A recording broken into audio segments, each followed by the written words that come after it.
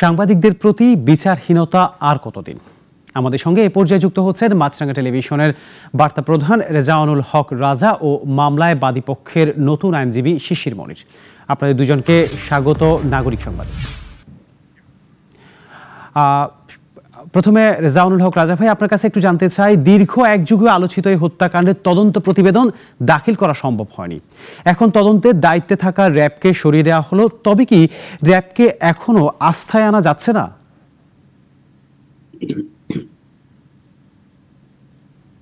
ধন্যবাদ আপনাকে। আমি কিন্তু ব্যাপারটাকে একটু অন্যভাবে দেখি।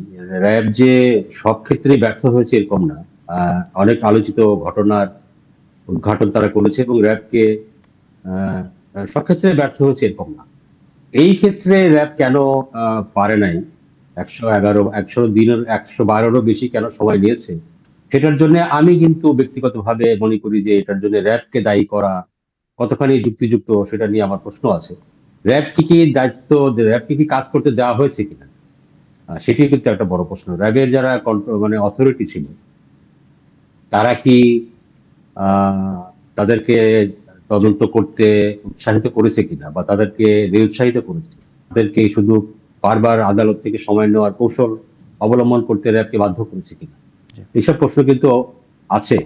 আমি ব্যক্তিগতভাবে মনে করি যে অনেক বড় বড় ঘটনা, হত্যাকাণ্ড সহ অনেক বড় বড় চাঞ্চল্যকর নানা অপরাধের ঘটনা উদ্ঘাটন কিন্তু অতীতে সম্ভব হয়েছে। এটি কেন হয় নাই, সেটির জন্য আমার কাছে মনে হয় কি যে যে এটিরও কুল কিনারা করা গেছে। কারা কেন এই ঘটনা ঘটিয়েছে সেটা হয়তো জানা গেছে, কিন্তু সেটি প্রকাশ করা হয়নি। সেই কারণেই আমি র্যাবকে এটার জন্য পুরোপুরি দায়ী করতে আমি চাই না। বাট যদি র্যাব সত্যি ব্যর্থ হয়ে থাকে, আমি আমার ধারণার কথা বললাম, বাট যদি র্যাব সত্যি ব্যর্থ হয়ে থাকে তাহলে এটা অবশ্যই এই বাহিনীর সক্ষমতা নিয়ে তো প্রশ্ন আমরা করতেই পারি। জি, রেজাউনুল হক, আপনাকে ধন্যবাদ। এবার শিশির মনির, আপনার কাছে একটু জানতে চাই, সাগররুনি হত্যা মামলা তদন্তে উচ্চ ক্ষমতা সম্পন্ন টাস্কফোর্স গঠনের নির্দেশ এসেছে। এই টাস্কফোর্স আসলে কিভাবে কাজ করবে, কি ধরনের ভূমিকা রাখবে, কিন্তু আপনার আস্থা তো পিবিআই এর উপর, তার আসলে কারণ কি? আপনাকে ধন্যবাদ। আসলে টাস্কফোর্স যেটা গঠন করে দিয়েছেন হাইকোর্ট বিভাগ, এটি একটা সমন্বিত ফোর্স। এই সমন্বিত ফোর্সে পিবিআইও থাকতে পারবে, সিআইডিও থাকতে পারবে, সরকারের আরো যেগুলো এজেন্সি আছে তারাও থাকতে কোনো বাধা নেই। এবং যেহেতু এটি একটি কমপ্লিকেটেড ম্যাটার, সেই জন্য সকল ধরনের কলা কৌশলগত সহযোগিতা প্রয়োজন। এই কলা কৌশলগত সহযোগিতাগুলো সমন্বিতভাবে হলে দ্রুত হবে, কার্যকর হবে। এই জন্যই পিবিআইও সেটার অংশ থাকতে পারে, সিআইডিও সেটার অংশ থাকতে পারে। অবশ্যই অন্যান্য এজেন্সিগুলো যারা দক্ষ কর্মকর্তা আছেন তাদেরকে রাষ্ট্র সুনির্দিষ্টভাবে এখানে টাস্কফোর্স গঠন করে দায়িত্ব দিবেন বলেই আমার কাছে মনে হয়, এবং সেটাই কার্যকর হবে অধিকতর বেশি। জি, শিশির মনির, এবার আমি একটু রেজাউনুল হক রাজা, আপনার কাছে একটু জানতে চাই, গত 15 বছরে 60 জন সাংবাদিক হত্যার শিকার হয়েছে। গেল সরকার সাগররুনি হত্যার বিচার করতেই চায়নি। এই মামলা সাংবাদিক নির্যাতনের বিচারহীনতার প্রতীক। আপনি কি মনে করেন পরিবর্তিত যে প্রেক্ষাপট, এমন অবস্থায় বিচার হওয়ার কোনো সম্ভাবনা আপনি দেখেন কিনা?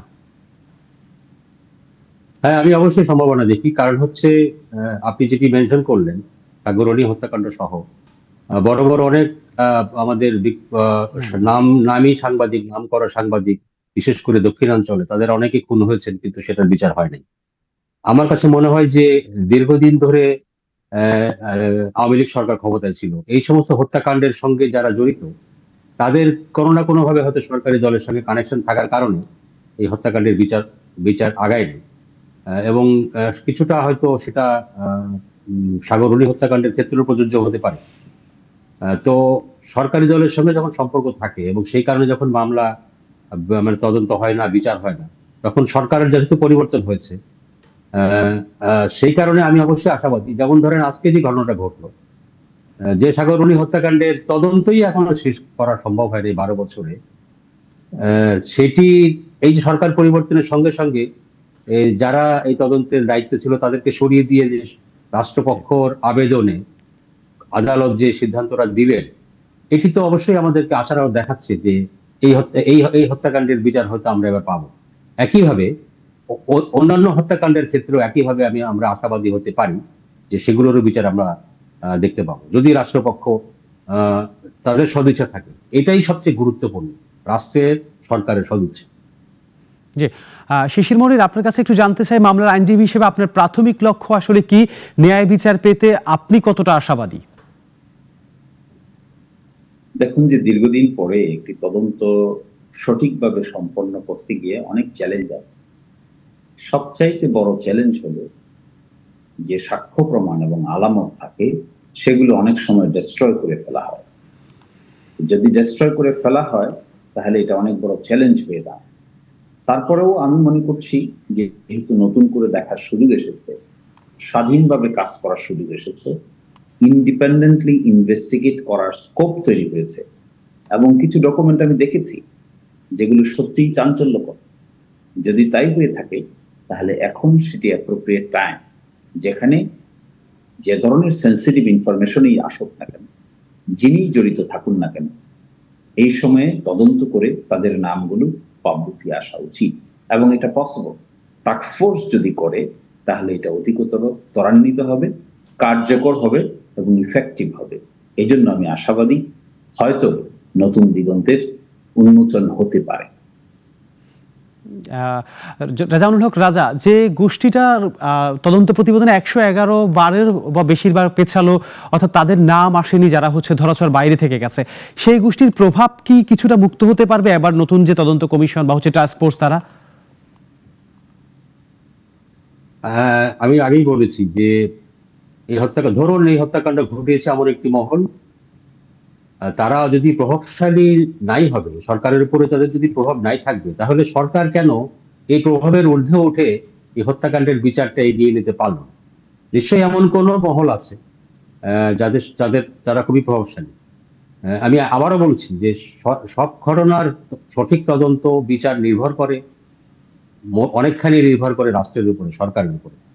তো সরকার এতদিন যেহেতু হয় নাই, এই 12 বছরও বিচার তো দূরের কথা, তদন্তই শেষ হয় নাই, তার মানে কোনো না কোনো মহলের সঙ্গে এমন জড়িত যাদের সঙ্গে সরকারের একটা কি বলবো, তাদের একটা প্রভাব ছিল। তো যেহেতু আওয়ামী লীগ সরকার এখন নেই, সেই প্রভাবশালী মহলের প্রভাবও নেই, সুতরাং এখন তো এই বিচারের তদন্ত এগিয়ে যেতে। আমাদের সাথে যুক্ত হওয়ার জন্য আপনাদের দুজনকেই ধন্যবাদ জানাচ্ছি। 250-টিরও বেশি ডিজাইন অপশন নিয়ে ওয়ালটন স্মার্ট ফ্রিজ, বোঝে আপনার প্রয়োজন।